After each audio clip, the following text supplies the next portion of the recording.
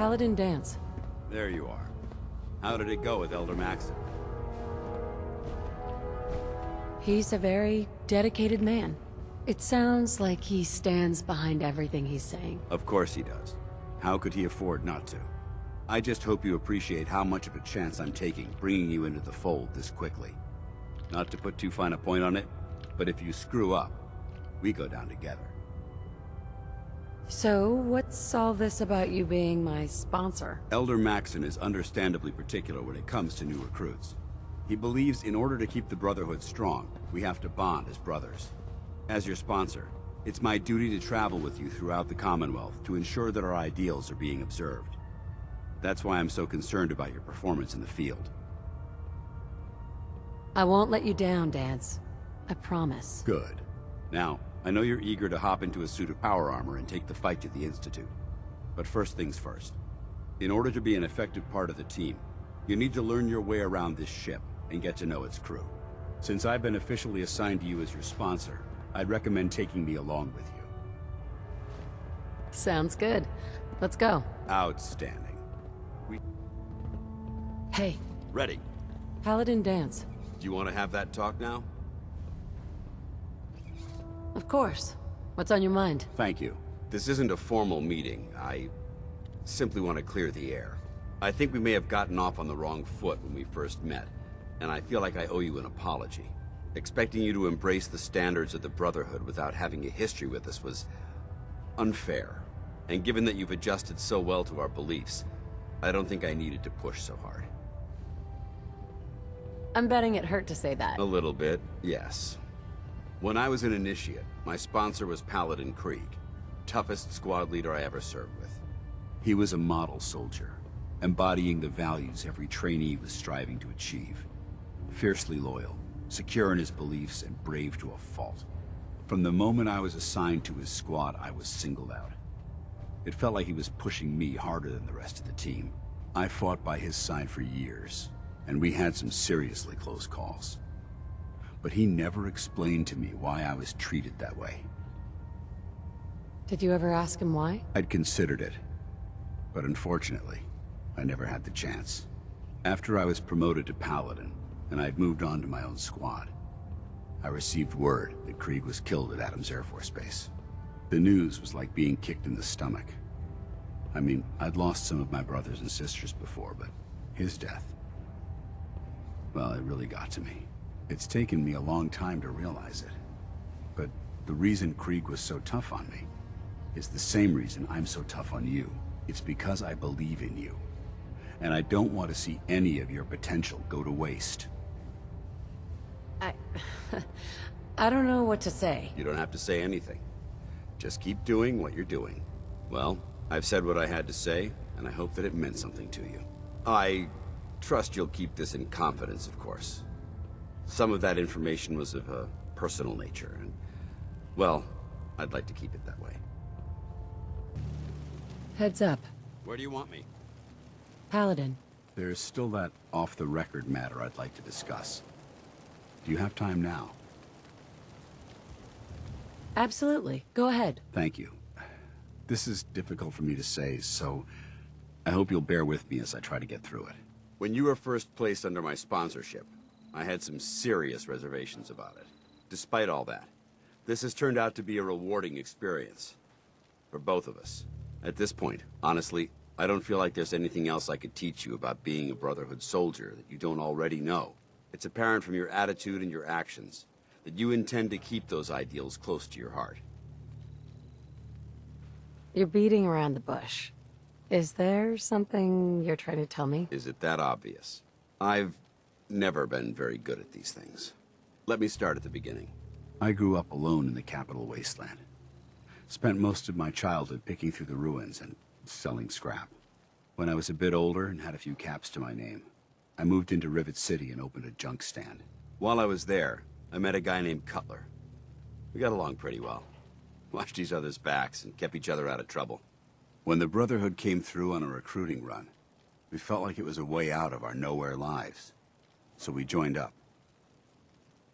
I have a hard time picturing you as anything but a soldier. Clearly, I was ignoring my calling. Anyway, About a year after we were posted to the Prydwen, Cutler vanished on a scouting op. It took some convincing, but I was able to persuade my CO to let me assemble a squad and search for him. It took almost 3 weeks, but we tracked his team down to a super mutant hive. Those wretched abominations had slaughtered everyone but Cutler. He should have been so lucky. The mutant bastards used their FEV to change him into one of their own kind. He wasn't Cutler anymore. I had to... It was my duty to put him down. Are you sure there wasn't anything you could do to change him back? The FEV effect is irreversible. There was nothing anyone could do. You did what the Brotherhood taught you. Then you understand why it had to be done. Ever since Cutler died, I've seen other soldiers come and go. Some were brave, some were honest. Hell, some were even downright heroic.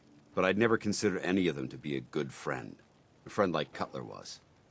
Until now. It's a good feeling, but it frightens me all the same. Having a bond with someone, then losing them.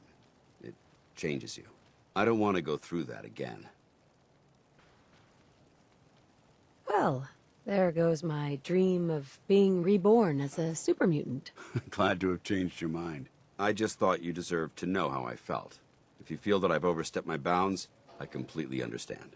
Whatever the case may be, I appreciate the fact that you took the time to listen. Hey, Where do you want me? Paladin Danse. If you have the time to talk now, I'd still like to know what you think about Scribe Halen. Scribe Halen. Why? Is something wrong with her? No, not at all. Halen's doing well. I simply wanted to talk to you about her, but I wanted to know what you thought of her first. She's as dedicated as they come. A real team player. I couldn't agree more. But I wasn't looking for an evaluation of her performance as a scribe. I wanted to know what you thought of Halen as a person. This isn't like you, Danse. Are you gonna tell me what this is all about? I suppose I'm beating around the bush because I don't normally find these discussions easy to handle. I'll try and get right to the point. The truth is, I'm worried about her. Since you and I are getting along so well, I felt like I could confide in you about it, to get your honest opinion. She seems to be able to handle herself. Why are you worried? Helen is a model scribe. This has nothing to do with her capabilities in the field. A few months before you found us, one of my men was shot multiple times by raiders. Halen stayed by that knight's side for 2 days straight, without sleep, fighting to keep him alive. But he was on a slow decline. I decided that his suffering needed to end, and ordered Halen to administer an overdose of painkillers, so he could die with dignity.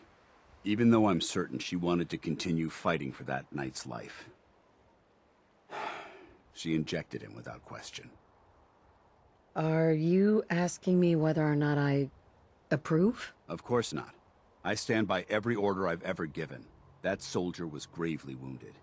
Even if, by some miracle, he happened to survive, he would have been paralyzed for life. But the decision whether or not to ease that soldier's suffering isn't the point here. The point is what happened later that same evening. Halen approached me while I was on watch. She didn't say a word, but I could tell something was wrong. After what felt like an eternity, she collapsed into my arms, crying. I didn't know what to do, so I just held her for a while. A few minutes later, she stopped, kissed me on the cheek, and simply said, "Thank you," before heading back into the police station. Right then it hit me. Maybe I pushed her too hard.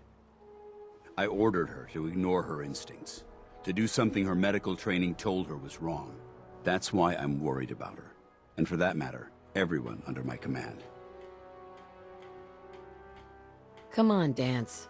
What is it you're really worried about here? I don't know. Look, 4 soldiers. Over half of my team are gone. Each one of them died because of decisions that I made. I understand the risks that come with the job.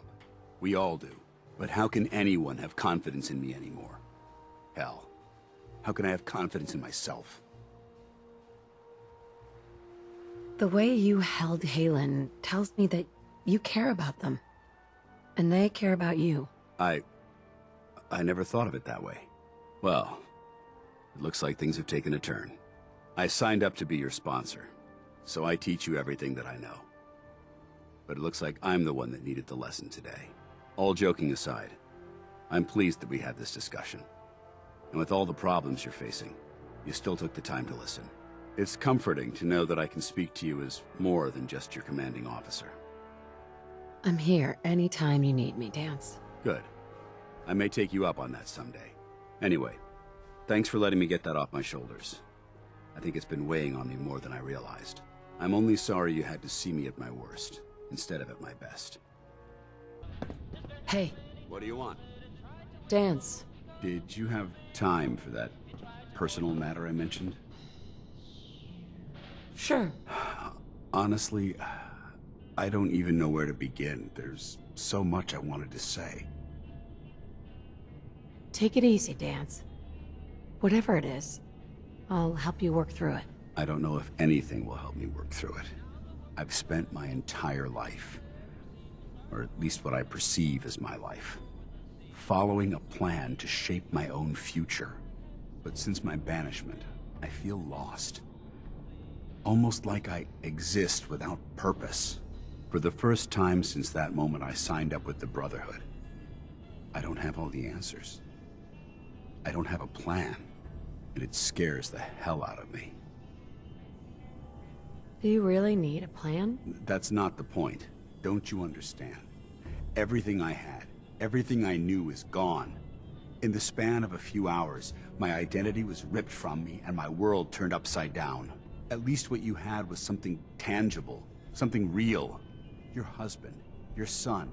They were living, breathing humans who loved you and cared for you. Those sons of bitches who created me couldn't even be bothered to implant memories of having siblings or parents. I don't even know how much of my own past is artificial and how much is real. Can you even imagine that? I started out as nothing, and I've ended up as nothing. And I don't know what the hell to do about it. I'm truly sorry, Danse. I guess I never realized how deeply this affected you. I appreciate that. I suppose you're right. Maybe I'm just missing the point. My life's starting over. And I need to come to terms with everything I've lost and everything I've gained, which includes something important you've made me realize. I don't know if it's friendship or an anomaly in my programming. After all, I'm not really human, but whatever it is, I can't deny that I'm feeling closer to you than anyone else I've ever met. As far as I'm concerned, you're like a brother to me.